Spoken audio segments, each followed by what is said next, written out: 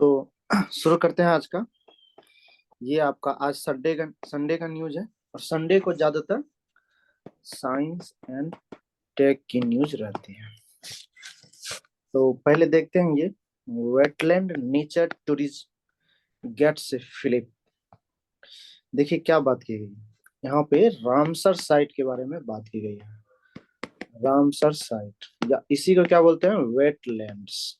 अच्छा, वेटलैंड्स होता क्या है? जैसे मान लीजिए कि इधर क्या है, इधर नदी है और इधर क्या है, इधर सॉलिड है, मतलब सॉलिड जमीन है, धरती है। दोनों के बीच का जो बाउंड्री होता है ना, बफर जो, जहाँ पे मान चलिए ना गीला है ना सूखा है, मतलब ना पानी है ना मिट्टी है, गीला टाइप का, तो उस एरिया, वैसा जो एरिया है उसको बोलते हैं वेटलैंड्स। ठीक ना, इसी को रामसर साइट का भी नाम दिया गया है। तो इसके बारे में देखते हैं पहले, फिर न्यूज पे आएंगे। रामसर साइट्स क्या है? तो ये है wetlands of international importance that are designated under the Ramsar convention. तो क्या हुआ था, एक रामसर कन्वेंशन हुआ था जिसमें दुनिया भर के कंट्री जो है वेटलैंड्स को बचाने के लिए इंपॉर्टेंट स्टेप्स लिए थे। तो ये क्या है कि इंटर गवर्नमेंटल मतलब बहुत सारे गवर्नमेंट। तो बहुत सारे गवर्नमेंट दुनिया की बात कर रहे हैं, हर कंट्री के लोग, हर कंट्री के गवर्नमेंट आए और एक ट्रीटी किए। कौन सा? किसके अंदर? रामसर कन्वेंशन के अंदर। इसका एम क्या है? To conserve and sustainably use wetlands and their resources. कि जो वेटलैंड्स है, ठीक ना, और वेटलैंड्स में जो रिसोर्स है, इसका क्या हो सके, कैसे यूज किया जाए, और सस्टेनेबल यूज। इसका क्या मतलब होता है कि हम तो यूज करें ही, इतना यूज करें कि आगे आने वाला फ्यूचर जो है वो भी उसे यूज कर सके। एक चीज। तो रामसर साइट्स की अगर बात करिएगा तो recognized for the ecological, economic, cultural, scientific and recreational value। तो रामसर साइट के ये सारे वैल्यू है, इकोलॉजिकल वैल्यू है, इकोनॉमिक वैल्यू भी है, कल्चरल वैल्यू भी है, साइंटिफिक वैल्यू भी है, और रिक्रिएशनल वैल्यू भी है। ये जो वेटलैंड्स होता है ये क्या होता है? तो support rich diversity of plant and animal species. तो बहुत तरह के जो है प्लांट और एनिमल स्पीसीज को ये क्या करता है, सपोर्ट करता है सरवाइव करने के लिए, जीने के लिए। ठीक ना, ऐसे स्पीसीज खास करके जो रेयर है, मतलब बहुत कम बच गए हैं, इंडेंजर, खतरे के कगार पे है, या इंडेमिक है। अ, थोड़ा सा ना आपको एक वीडियो दिखा दो, तब आई थिंक ज्यादा और समझ में आए।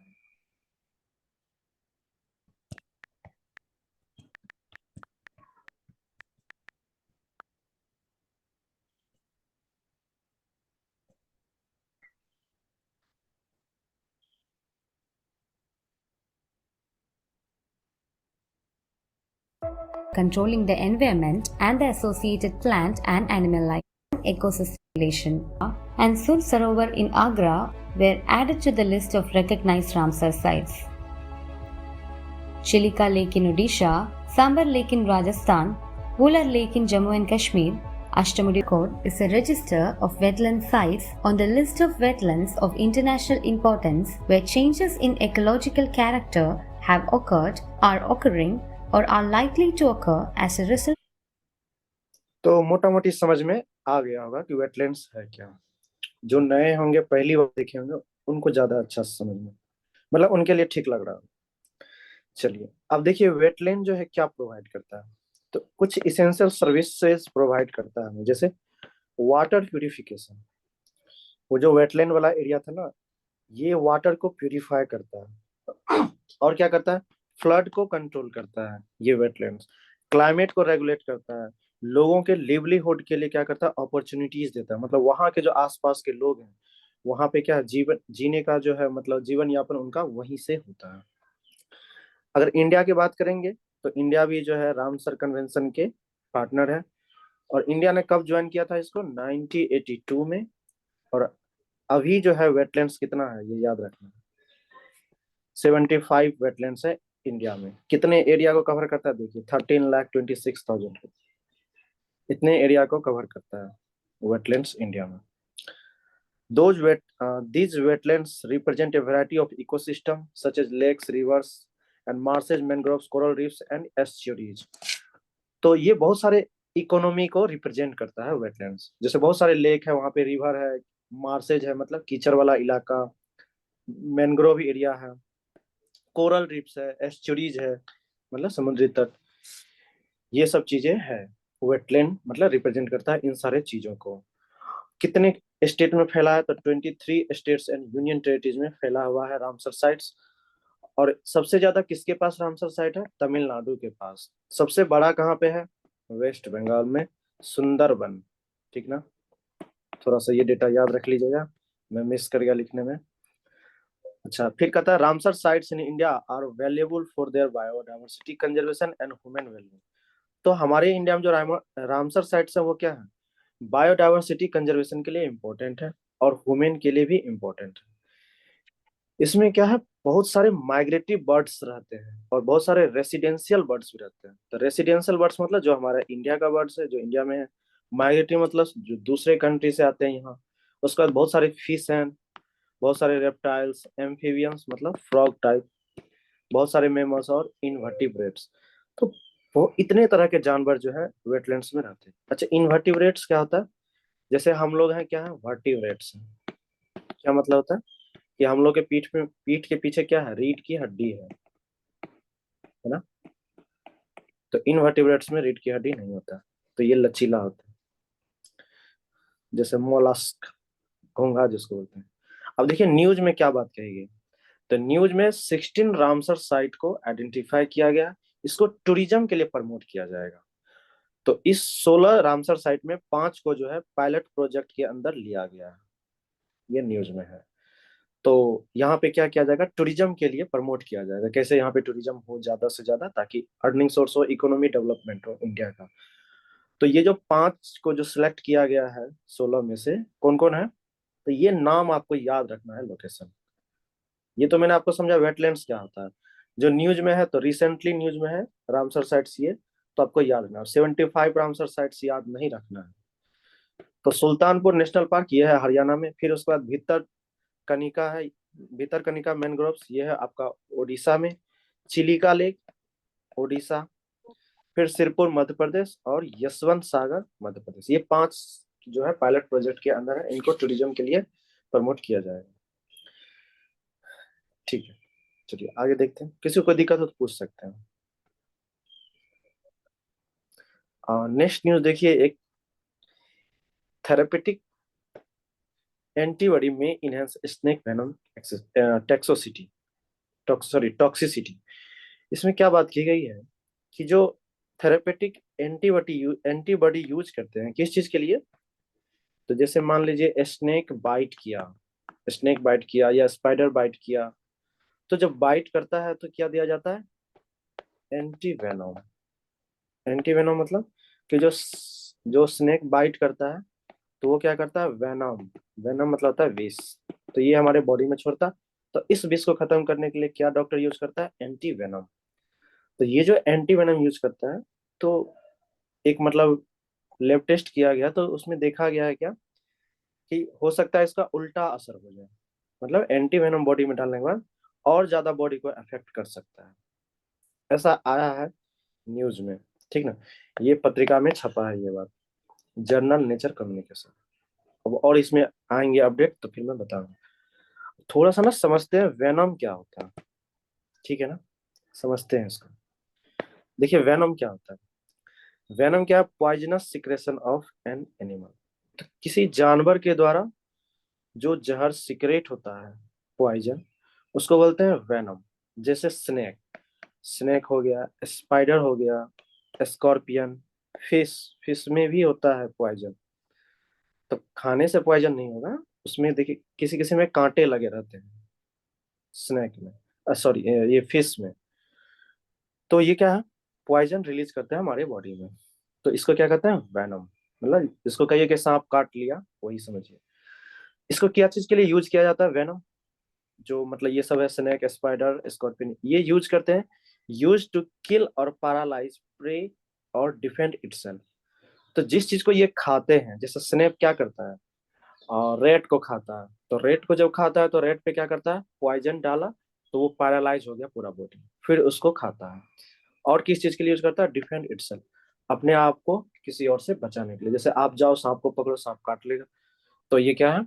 डिफेंड इटसेल्फ, अपने आप को बचाने के लिए सांप क्या करता है? ये पॉइजन या वेनम रिलीज करता है। तो वेनम जो है कैसे बनता, मतलब कहाँ पे प्रोड्यूस होता है? तो उसके बॉडी में स्पेशलाइज्ड ग्लैंड होता है, ठीक ना, इन सारे जीवों में। और यही ग्लैंड में के अंदर क्या बनता है? वेनम बनता है। और इसका कनेक्शन कहाँ से रहता है? स्पाइंस। जैसे सांप काटेगा ना, तो अगर आप लोगों ने वीडियो देखा होगा तो उसमें दो दांत रहते हैं बड़े से, तो उसी से ज्वाइंट रहता है उसका ग्लैंड का, ठीक है, या किसी का teeth के साथ रहता है, ठीक है। उसके बाद और भी सारे पियर्सिंग डिवाइस, मतलब जिसके द्वारा ये सब जीव काटते हैं, तो उनका कनेक्शन जो है ग्लैंड से रहता है, जिस ग्लैंड में वेनम बनता है। वेनम है क्या एक्चुअली? तो बहुत सारे टॉक्सिक इंजाइम और प्रोटीन का मिला होता है, मतलब प्रोटीन और इंजाइम से मिलके बनता है वेनम, जो क्या करता है? बॉडी के डिफरेंट पार्ट्स में काम करता है। मतलब जब काटने के बाद कहता है कि there are three main types of venom, तीन तरह के वेनम होते हैं। ये बहुत इंपॉर्टेंट है, याद रखिए। एक होता है न्यूरोटॉक्सिक, दूसरा होता है हेमोटॉक्सिक, तीसरा होता है साइटोटॉक्सिक वेनम। तो पहला समझते हैं कि न्यूरोटॉक्सिक क्या होता है। तो न्यूरोटॉक्सिक क्या है? कि जब ये वेनम बॉडी में पड़ता है तो बॉडी क्या हो जाता है? जो नर्वस सिस्टम है वो काम करना बंद कर देता है, मतलब कि हमारा दिमाग जो है काम करना बंद कर देगा। और जब दिमाग काम करना बंद करेगा तो क्या होगा? हमारे जो हार्ट है, जिसको वो क्या होगा? बंद हो जाएगा, मतलब कार्डियक अरेस्ट बोलते हैं उसको। तो हार्ट जब बंद हो गया तो ब्लड क्या होगा? सप्लाई बंद हो जाएगा पूरा बॉडी में, तो आदमी मर जाएगा। तो न्यूरोटॉक्सिन वेनम जो है किस एनिमल के द्वारा रिलीज होता है? जैसे कोबरा, जिसको सांप, जिसको नाग बोलते हैं हिंदी में, ठीक ना। इसका साइंटिफिक नाम है निंजा निंजा। तो कोबरा हो गया, माम्बा, ये भी स्नेक है, कोरल स्नेक, उसके बाद ब्लैक विडो स्पाइडर, ये स्पाइडर मतलब मकड़ी जो होता है। तो ये सब क्या है? न्यूरोटॉक्सिन वेनम रिलीज करते हैं। ये बहुत खतरनाक होता है, मतलब आदमी आधा घंटा के अंदर मर जाएगा। दूसरा वेनम जो है वो है हेमोटॉक्सिक वेनम। ये क्या करता है? हमारा जो ब्लड है और ब्लड वेसल्स है, इसको असर करता है। क्या असर करेगा? या तो ब्लड रिलीज करने लगेगा, या क्या होगा? ब्लड क्लॉटिंग पे असर करेगा। मतलब कि हमारे बॉडी में ब्लड क्या है? क्लॉट नहीं है, ब्लड रनिंग स्टेज में है, ठीक ना। इसको ये क्या करेगा? क्लॉट कर देगा, अंदर में ब्लड क्लॉट कर देगा। तो ब्लड जब क्लॉट होगा तो कहीं भी आपको ऑक्सीजन नहीं मिलेगा, तो आप क्या होंगे? मतलब वो आदमी जो है मर जाएगा। तो जो हेमोटॉक्सिन वेनम है किसके द्वारा रिलीज किया जाता है? तो स्नेक वाइपर होता है, वाइपर के द्वारा, पिट वाइपर स्नेक ही है, एक रेटल स्नेक है, उसके बाद एक स्पाइडर है। तो इनके द्वारा जो है हेमोटॉक्सिन रिलीज किया जाता है। फिर है साइटोटॉक्सिन वेनम। ये क्या होता है? तो ये जो हमारे सेल्स और टिश्यू को डैमेज करता है। तो जैसे मधुमक्खी है, मधुमक्खी काटने के बाद क्या होता है? स्वेल कर जाता है वहां पे। तो स्वेल हो गया, या ब्लिस्टर हो जाएगा एकदम लाल लाल, फोका की तरह, फोड़े फुंसी की तरह, या नेक्रोसिस कर देगा। नेक्रोसिस मतलब कि वो जो है टिश्यू जहां पे वो बाइट करेगा, उस टिश्यू को डैमेज कर देता है, तो उसको बोलते हैं नेक्रोसिस। तो कुछ जो एनिमल्स है जिसके द्वारा साइटोटॉक्सिन वेनम रिलीज किया जाता है, जैसे बीज, मधुमक्खी, ठीक ना, एक होता है वेस्प, ये भी मधुमक्खी की तरह होता है, स्कॉर्पियंस, और उसके बाद कुछ जो है सी एनिमल, मतलब समुद्री जानवर। अच्छा, जब ये सब बाइट करता है तो डॉक्टर क्या देते हैं? Anti venom. तो एंटी वेनम बनता कैसे है, देखिए थोड़ा सा देखते हैं। जैसे स्नेक है, तो कोबरा है, तो कोबरा का क्या किया? थोड़ा सा वेनम लेंगे, थोड़ा सा वेनम लेके किसको दे देंगे? हॉर्स को। यहाँ देखिए फिगर में, हॉर्स को इंजेक्ट किए। तो आप लोग जानते होंगे कि इम्यूनिटी कैसे काम करता है। इम्यूनिटी, तो जो बाहर से आया, आपके बॉडी में कुछ भी आया, जैसे मान लीजिए ये बॉडी है, तो जो बाहर से पैथोजन आया उसको क्या बोलते हैं जी? बताओ क्या? एंटीजन। हाँ, एंटीजन, ठीक है ना। ये हो गया एंटीजन। और आपका बॉडी क्या करेगा? इस एंटीजन को, मतलब इस एंटीजन को लड़ने के लिए क्या रिलीज करता है हमारा बॉडी? एंटीबॉडी। एंटीबॉडी। तो एंटीबॉडी क्या करेगा, उस एंटीजन को खत्म करेगा। तो जैसे ये घोड़ा में डाला इंजेक्शन, तो इसके जो एंटीजन है, इस हॉर्स का एंटीबॉडी क्या करेगा, इसको खत्म कर देगा। तो बॉडी में क्या हो गया, इम्यून सिस्टम डेवलप हो गया। और इस इम्यून सिस्टम को डेवलप, तो उसमें से क्या करेगा, अब इनका ब्लड ले लेगा। ब्लड जब ले लिया तो ब्लड में क्या है, इम्यूनिटी सिस्टम डेवलप है। अब उस ब्लड को क्या करेगा, प्यूरिफाई करके, और उसको जो है पाउडर के फॉर्म में, ठीक है, या लिक्विड के फॉर्म में बना के, और इसमें बंद कर लेगा। और जब किसी को स्नेक बाइट करेगा तो वही एंटीवेनम दिया जाएगा। एक चीज याद रखिएगा कि एंटीवेनम जो दिया जाता है, जैसे कोबरा काटा, ठीक है, कोबरा ने बाइट किया, तो इसका मतलब ये नहीं कि ब्लैक माम्बा का जो वेनम है वो डाल दें बॉडी में, डाल दें, नहीं। जिस जिस स्नेक ने किसी व्यक्ति को काटा, उसी स्नेक का जो है एंटीवेनम दिया जाता है। ये नियम है। हाँ, कुछ कुछ ऐसे वेनम बनते हैं जिनको जनरली यूज किया जाता है, जैसे कोबरा का वेनम जो है जनरली सबके लिए यूज किया जाता है। तो ये वही लिखा हुआ जो मैंने अभी बताया कैसे बनता है। चलिए, ये एक आगे का न्यूज देखते हैं। अर्बनाइजेशन की बात की गई है कि अर्बनाइजेशन के द्वारा जो शहरीकरण हो रहा है, इसके द्वारा क्लाइमेट चेंज कैसे इफेक्ट होता है। तो अर्बनाइजेशन के द्वारा क्लाइमेट चेंज होता है। तो देखिए, अगर वर्ल्ड की पॉपुलेशन की बात करेंगे तो मोर देन 50% आबादी जो है कहाँ पे रह रहे हैं, सिटीज में रह रहे हैं, ठीक है। तो and thus vulnerable to urban climate change such as increased heat stress and extreme। तो कहता है जिसकी वजह से क्या हो रहा है, क्लाइमेट चेंज हो रहा है शहर का, ठीक ना। क्यों, क्योंकि हीट स्ट्रेस या हीट एक्सट्रीम ज्यादा बढ़ रहा है अर्बनाइजेशन के दौरान। जैसे घर क्या होते हैं, कंक्रीट के बनाए जाते हैं, गिट्टी पत्थर बालू ये। तो कंक्रीट जो यूज होता है तो वो क्या करता है, ज्यादा से ज्यादा हीट को एब्जॉर्ब करता है। जैसे देखिए, ये है आपका दीवार मान लीजिए। अब यहाँ पे सनलाइट है, तो सनलाइट जब आपका पड़ेगा तो ये क्या होगा, हीट होगा। तो जब हीट होगा तो ये क्या करेगा, फिर रेडिएट करेगा, मतलब हीट को रिफ्लेक्ट करेगा। और जब ये रिफ्लेक्ट करता है तो बहुत देर तक, लॉन्ग टाइम तक ये रेडिएशन बना रहता है। जैसे गर्मी के टाइम में आप लोग एहसास करेंगे छत के घरों में, तो दिन में सनलाइट आया और रात में देखिए गर्मी के टाइम में पूरी रात गर्म रहती है छत, एटलीस्ट 3 बजे 4 बजे सुबह तक। तो ये क्या है, यही है हीट आइलैंड इफेक्ट बोलते हैं इसको, या इसी को हीट एक्सट्रीम बोलते हैं अर्बनाइजेशन में। चलो, ग्लोबली अगर बात करेंगे, cities contributed to more than 80% of the global GDP. अच्छा, पूरा ग्लोबल का अगर बात करेंगे वर्ल्ड का, तो जीडीपी, जीडीपी मतलब क्या होता है, ग्रोस डोमेस्टिक प्रोडक्ट। तो इसका मतलब पूरा इंडिया का जितना प्रोडक्ट है उसका वैल्यू लगा दो, ये हो गया ग्रोस डोमेस्टिक प्रोडक्ट।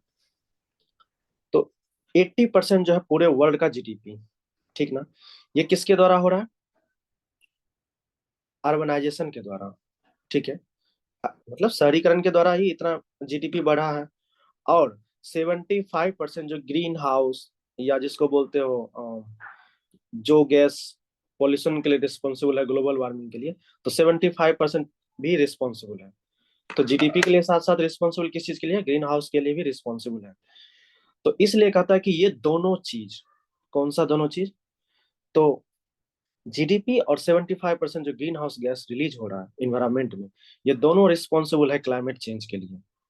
और यही दोनों रिस्पॉन्सिबल भी किस चीज के लिए है, तो इस चीज को सही करने के लिए, मतलब जो पॉल्यूशन है हो रहा है, इसको टैकल कैसे किया जाए, ये भी इन्हीं दोनों का काम है। मतलब कि जो अर्बन सिटी है, इनका काम है। जो जीडीपी कंट्री का बढ़ रहा है, तो इसी के द्वारा इनको भी ठीक किया जाएगा। अब थोड़ा सा देखते हैं अर्बनाइजेशन के बारे में। ये तो न्यूज का बात था, अब इनका थोड़ा सा डिटेल्स में जानते हैं। अर्बनाइजेशन क्या है, is the process of increasing the population and activities of cities and towns। तो तो जो सिटीज है या टाउन्स जो बोलते हैं, तो यहाँ पे क्या है, पॉपुलेशन जो बढ़ता है या और उसके द्वारा जो एक्टिविटीज बढ़ते हैं, इसी को कहते हैं अर्बनाइजेशन। उसके बाद क्या कहते हैं कि urbanization impacts climate change in various ways. तो जब शहरीकरण होती है तो क्लाइमेट चेंज पे असर डालती है। कैसे डालती है देखिए, urbanization increases green house gas emissions. तो जो ग्रीन हाउस गैस है वो ज्यादा रिलीज होता है किसके द्वारा, अर्बनाइजेशन के द्वारा। कैसे, तो देखिए जिससे शहरीकरण होगा तो क्या होगा, अर्बन एक्टिविटीज बढ़ेगा, जैसे ट्रांसपोर्ट, ढेर सारे गाड़ी चलेंगे, इंडस्ट्री चलेंगे, बिल्डिंग्स बनेंगे, ठीक ना, वेस्ट रिलीज होगा। तो ये सब क्या है, 75% रिस्पॉन्सिबल है ग्लोबल CO2 रिलीज के लिए। फिर दूसरा देखिए, अर्बन एरिया जो है लार्ज अमाउंट में एनर्जी और रिसोर्स को यूज करता है। और एनर्जी कहाँ से आएगा, जैसे थर्मल एनर्जी, इलेक्ट्रिसिटी, तो वो आता है हमारा कोल से। तो ये सब क्या है, ग्रीन हाउस गैस के लिए रिस्पॉन्सिबल है। तीसरा क्या बोला कि अर्बनाइजेशन मॉडिफाइज लोकल क्लाइमेट्स। तो अर्बनाइजेशन के द्वारा क्या होता है, लोकल क्लाइमेट को चेंज हो जाता है। जैसे वही बताया, कंक्रीट यूज करता है तो ज्यादा से ज्यादा हीट रहता है इन्वायरमेंट में ज्यादा देर तक। फिर उसके बाद urban area tend to be warmer than rural area. अच्छा, अर्बन एरिया जो होता है वो ज्यादा हीट होता है किससे, मतलब ज्यादा गर्म रहता है रूरल एरिया से, ग्रामीण से। क्यों, due to the urban heat island effect. वही जो मैंने बताया ना कि ज्यादा देर तक हीट को एब्जॉर्ब करके रखा रहता है, फिर रेडिएट करता है बहुत समय तक। तो अर्बन हीट आइलैंड इफेक्ट कहता है which is caused by the absorption and emission of heat by buildings, roads and other surface. तो जितने सारे बिल्डिंग बने हैं, पक्की रोड बने हैं, ठीक ना, जितने इस तरह के मतलब पक्की कंस्ट्रक्शंस होते हैं, तो ये सब क्या करते हैं, ज्यादा देर तक हीट को एब्जॉर्ब करते हैं और फिर बाद में हीट को रेडिएट भी करते हैं इन्वायरमेंट में। तो इसी को कहते हैं हीट आइलैंड इफेक्ट। तो इसकी वजह से क्या हो रहा है कि अर्बन एरिया जो है उसका जो क्लाइमेट है वो चेंज हो रहा है, वहां पे टेम्परेचर ज्यादा बढ़ रहे हैं। फिर देखिए आगे कहता है कि urban heat islands can increase the frequency and intensity of heat waves. तो हीट वेव्स जो लू चलते हैं ना, इसको भी बढ़ाने में काम करता है ये अर्बन हीट आइलैंड। और जिसकी वजह से क्या होता है, हीट स्ट्रेस बढ़ता है, डिहाइड्रेशन होता है। मतलब जैसे गर्मी ज्यादा पड़ती है तो क्या होता है, डिहाइड्रेशन होने लगता है, शरीर का पानी खत्म होने लगता है, लोग मरते भी ज्यादा है। Urban area also alter the precipitation patterns. तो जो बारिश का पैटर्न है उसको भी चेंज कर देता है, एयर क्वालिटी को बदल देता है, हवा जो सर्कुलेट होता है इसको बदल देता है, which can affect the water availability.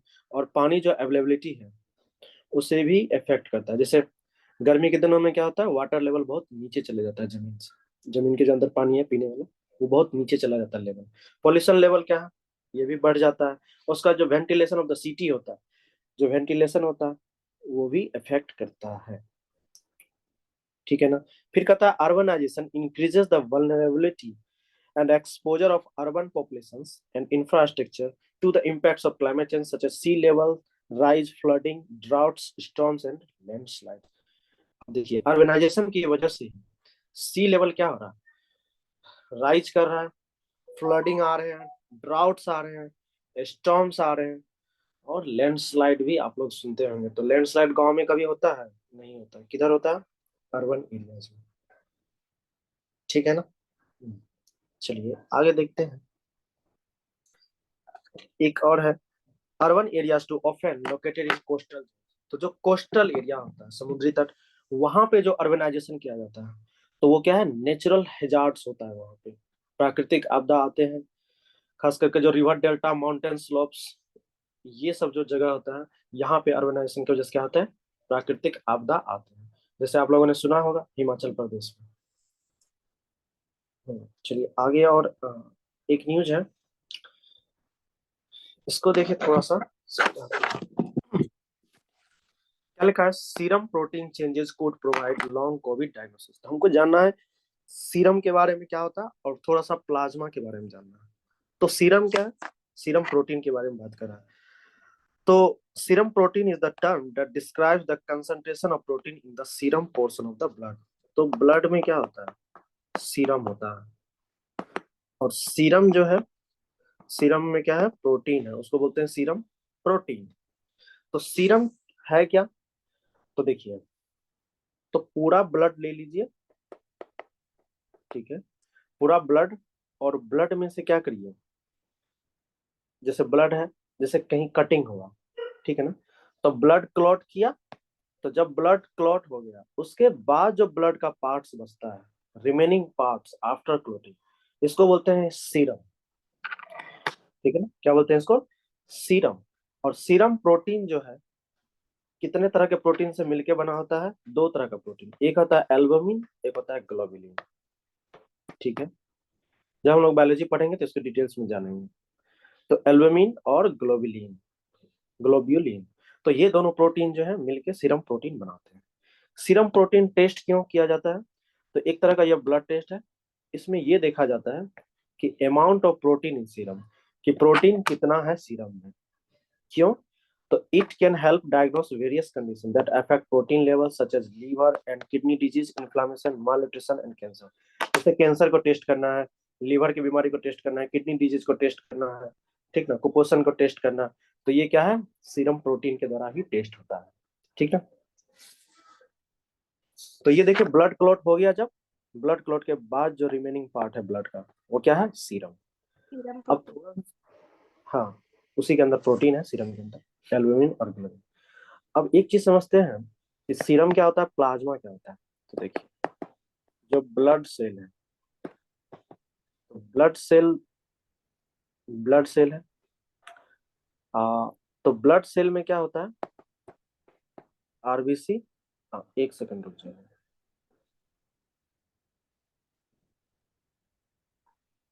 थोड़ा सा डिटेल्स में बताता हूँ। जैसे ब्लड है, ब्लड में जो है 2 तरह की चीजें, एक है ब्लड प्लाज्मा, दूसरी तरफ है ब्लड सेल्स। ब्लड सेल्स में जो है क्या क्या है? आरबीसी, डब्ल्यूबीसी और प्लेटलेट्स, ये 3 कंपोनेंट है ब्लड सेल्स में। और हमें क्या समझना है अभी? ब्लड प्लाज्मा के बारे में। ठीक है, समझते हैं। तो ब्लड प्लाज्मा क्या है? तो a liquid component of blood that makes up about 50% of the bodies total volume. तो बॉडी में जितना ब्लड है, तो ब्लड का 55% क्या होता है? Blood plasma. ठीक है ना, 55%। तो 45% में क्या? 45% में वही ब्लड सेल्स है जो क्या क्या बनाता है? आरबीसी, डब्ल्यूबीसी और प्लेटलेट्स। समझे? तो ब्लड प्लाज्मा यहाँ कितना है? 55%, और ब्लड सेल्स 45%। ठीक है ना। अब देखिए मैं समझाता हूँ। ये जो ब्लड प्लाज्मा है, ब्लड प्लाज्मा में ही होता है ये तीनों मिला हुआ। ठीक है ना। तो सब साथ ही रहता है, अलग नहीं रहता है। तो कहता है it is a light colored liquid that contains proteins and other constituents of whole blood in suspension। तो क्या है कि इसमें बहुत सारे प्रोटीन रहते हैं और बहुत सारे ब्लड के कंपोनेंट्स भी होते हैं, जैसे हाँ, बहुत सारे तरह और भी चीजें, और भी बहुत सारी चीजें होती है ब्लड में। और जो 45% रिमेनिंग है वो क्या है? ब्लड सेल्स है। तो ब्लड सेल्स कौन कौन है? आरबीसी, डब्ल्यूबीसी और प्लेटलेट्स। ठीक ना, ये प्लाज्मा में ही रहते हैं अंदर। अच्छा, प्लेटलेट्स का क्या काम होता है? इसका काम होता है ब्लड क्लॉट। इसका काम है ये प्लेटलेट्स। एक और चीज है डब्ल्यूबीसी, ये आपको क्या करता है? एंटीबॉडी प्रोवाइड करता है। और उसके बाद क्या है? एक आरबीसी। तो आरबीसी क्या है? जो हमारा ब्लड का कलर होता है, कैसा है? ब्राइट रेड है, वो आरबीसी की वजह से होता है। ये हमें किस चीज में हेल्प करता है? तो जो हम लोग ऑक्सीजन लेते हैं ना, उसमें हेल्प करता है आरबीसी। ठीक है, डब्ल्यूबीसी एंटीबॉडी में काम करता है, और ब्लड क्लॉट्स, प्लेटलेट्स जो है ब्लड क्लॉट, मतलब जैसे ब्लीडिंग हुआ, जैसे कहीं हाथ पैर कट गया तो देखिए ब्लड जम जाता है, क्लॉट हो जाता है, वो प्लेटलेट्स के द्वारा होता है। ठीक है, किसी को कोई दिक्कत है तो प्लीज पूछिए। अच्छा, ये देखिए मेसोलिथिक डाइट है, तो ये हिस्ट्री का है। अब इसमें आए हैं कि कुछ कुछ एविडेंस आए कि उस टाइम के लोग क्या खाते थे, नहीं खाते थे। ठीक ना। जब इसमें देखिए यहाँ क्वेश्चन मार्क लगा हुआ है। ठीक है, तो जब इनके बारे में सही से आएगा तब बताएंगे। वैसे जो आप स्टैटिक पोर्शन पढ़े हैं मेसोलिथिक डाइट क्या होता है, तो जैसे अगर एंशियंट हिस्ट्री को देखिएगा तो प्री हिस्ट्री है उसको कितने भाग में बांटा गया है? तो पैलियोलिथिक और क्या? मेसोलिथिक, नियोलिथिक और क्या? Neolithic and Chalcolithic. हाँ, नियोलिथिक और चैल्कोलिथिक। तो इसमें बात कर रहा है तो उस टाइम क्या खाते थे, ठीक है ना? तो जो आप लोग एस्थेटिक पढ़ रहे हैं वही से। चलिए तो ठीक है, आओ कल मिलते हैं, ठीक है? और आज जो है टेस्ट भी है करंट अफेयर्स का, तो शाम में या नहीं तो कल जो है पब्लिश कर देंगे क्वेश्चन, आप लोग बनाइए।